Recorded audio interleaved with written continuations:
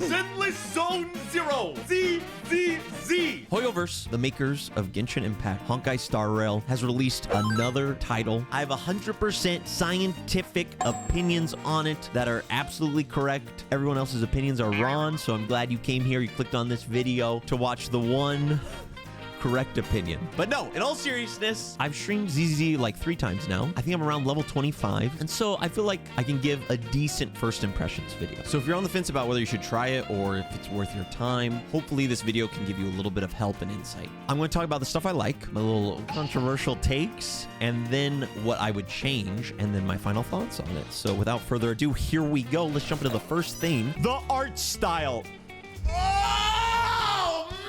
From launch, from the materials they released, the demos, the trailers, the character designs, you can tell the developers had a specific artistic vision they were going for, and they nailed it. It is so refreshing because a lot of other games, it isn't what I would expect Hoyoverse to like narrow in on in terms of artistic vision. I understand it's not everyone's cup of tea and it's very different, especially what people are used to in the current game ecosystem, but it's awesome. And a huge theme that carries is the music. The music in the menu, the music in the game, in the battles, it's just bop to bop to bop. You're sitting there hacking, slashing, and twerking at the same time, baby, because it's a vibe, just like the whole game is. I think even if it isn't your cup of tea in terms of style of game, if you played it for a bit, it would be refreshing to see how much detail they put into every little thing. Like little details like the newspaper articles that come out all have this unique art style. People's outfits fit into it so stinking well. Characters' story quests come in these little VHS tapes with unique art and like movie titles. Their artistic vision in that regard, they knocked it out of the park. Another awesome part about the art style is there's this moment when you pull a 5-star in the game, it switches the music to a 5-star special song. It is a small detail. You can tell they like really tweaked it to perfection because it makes it so hype. It's like the normal beat, but they add vocals to it and other stuff to it when you pull the 5-star.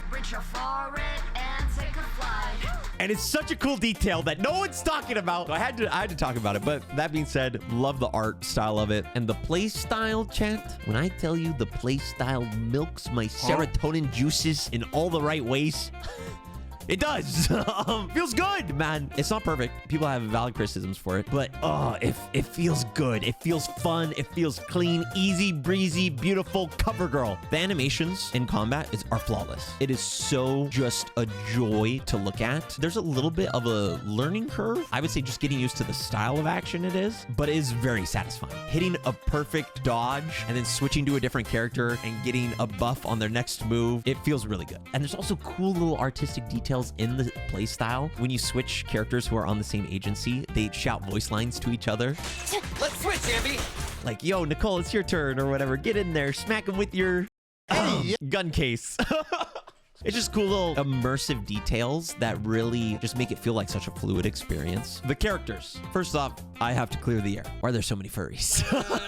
I mean, listen, a Bernstein bear with a cinder block? I'm just kidding. I love it so much.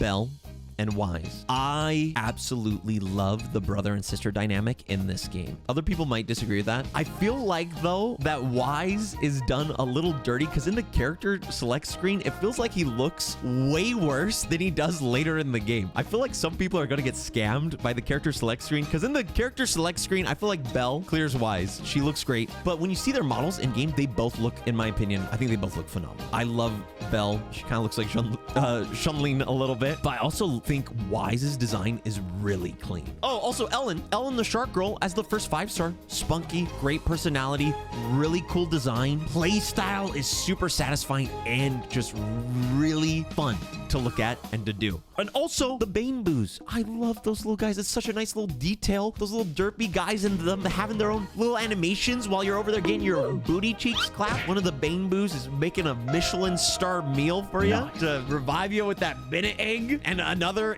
looks like a serial killer with a bag as a mask and 2 machetes. They're adorable. It just adds more fun to the fun juices. On probably all of the characters, including the NPCs in the game, the voice acting is so good. That's just such a nice detail that increases your immersion level and your love for the characters. But continuing on with the characters train, there's some cool moments between the brother and sister where it's a lot of showing their relationship instead of like telling us that they care about each other. And it's really cool to witness versus other Hoyoverse titles where RIP the sibling, you know what I mean? You can't. No, I know they do that for a storytelling reason, but here they are their individual characters. Like Wise gets to have his own moments and so does Belle, and they're not interchangeable. But the first crew you're introduced is the Cunning Hares, and that has Billy, Anby, and Nicole. And honestly, I love them. I love Billy. Gunslinger, Deadpool, funny, wacky personality. The chemistry between Anby, Billy, and Nicole, the chemistry is so good. And it's so cool to get like unique characters. Like you go from a murderous maid with a chainsaw blade to a 7-foot tall, 700-pound grizzly bear who slaps people with a concrete brick,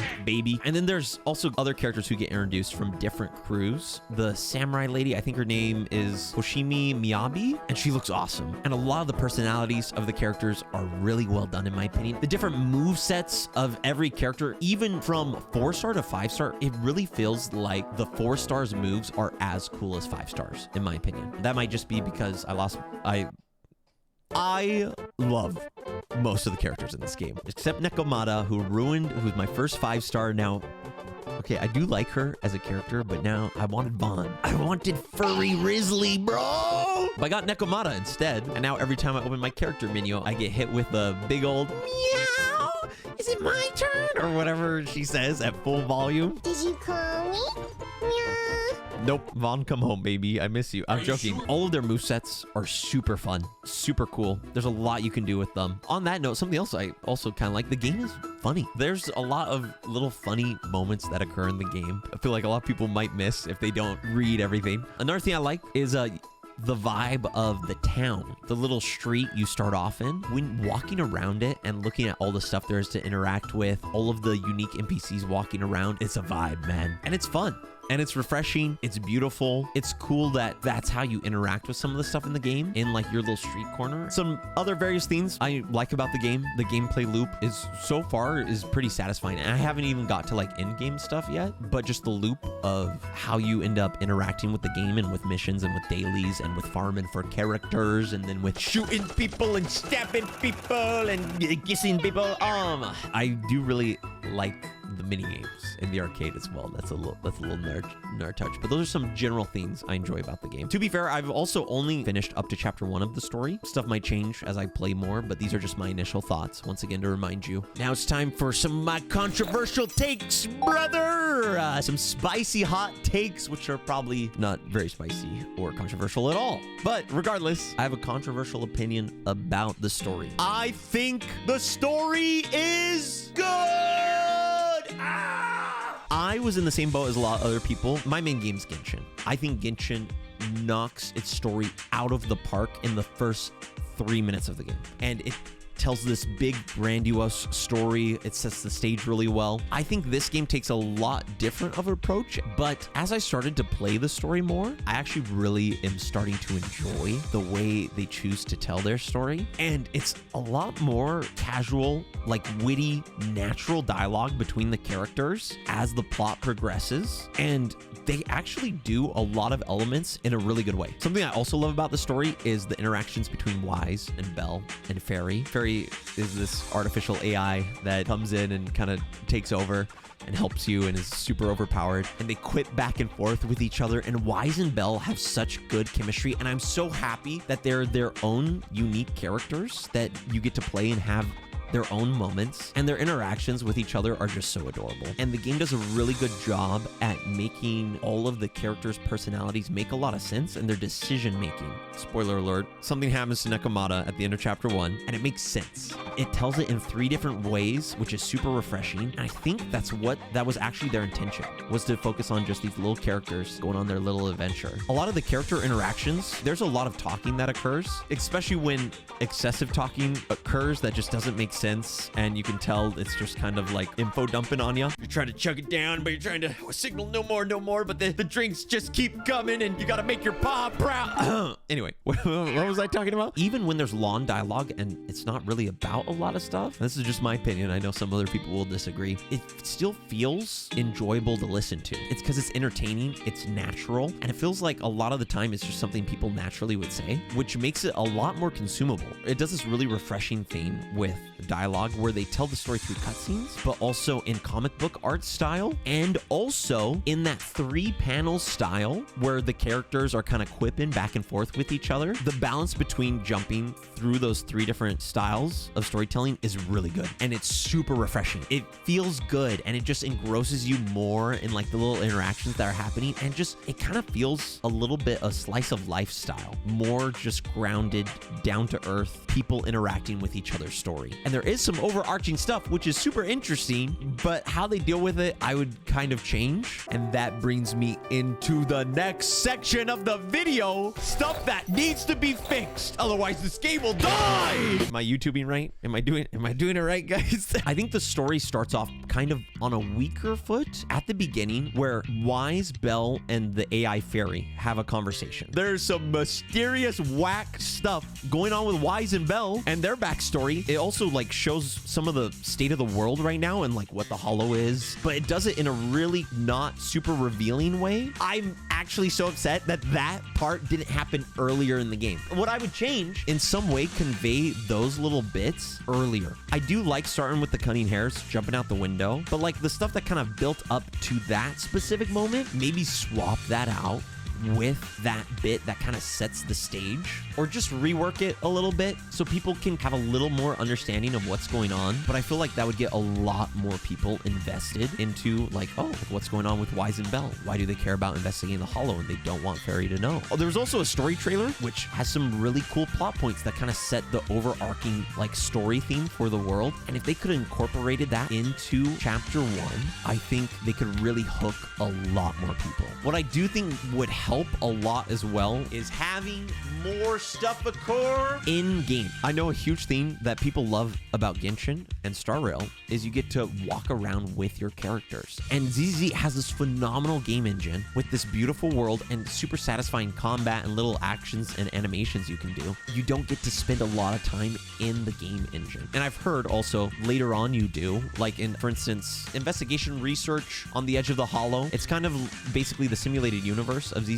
That's super fun, like where you get to rock around with your characters, but you spend a lot of your time outside of it. And I feel like a lot of people would enjoy getting to have more time being the characters they pulled or the characters they liked, walking around either in the combat areas or in the little towns and the little cities and the map. One tiny problem ZZZ has, a lot of the gameplay instances feel like they take places in like these little boxes. Like you load into a level, you load into the TV screen, you load into like your little town, and I feel like it would feel a lot more freeing and a lot more grand if you did the TV screens in engine with your characters. The devs did talk about this and said they might phase out the TV screen gameplay entirely with something in engine. As puzzles go, some of the TV stuff is fun. It's not terrible. I just think the game would benefit a lot from being able to do that with your characters, and that would make it feel like you're exploring the world a lot more with your people. And that kind of spills over into my next thing. ZZZ sometimes feels a little constricted, or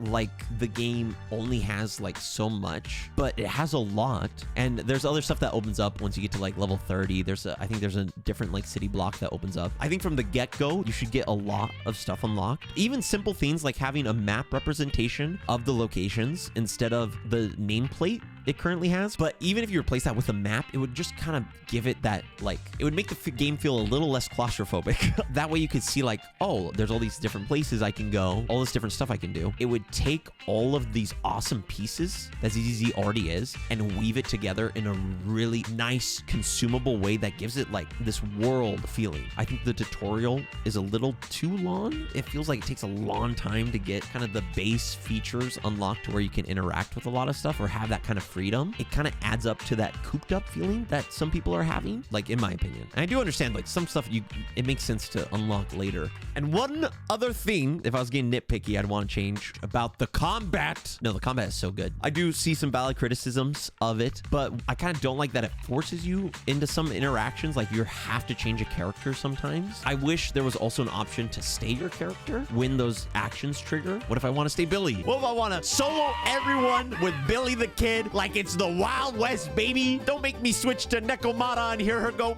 meow right into my eardrums. I do like Nekomata, but her meowing is so ridiculous, bro. And so that brings us to the final segment. My final thoughts.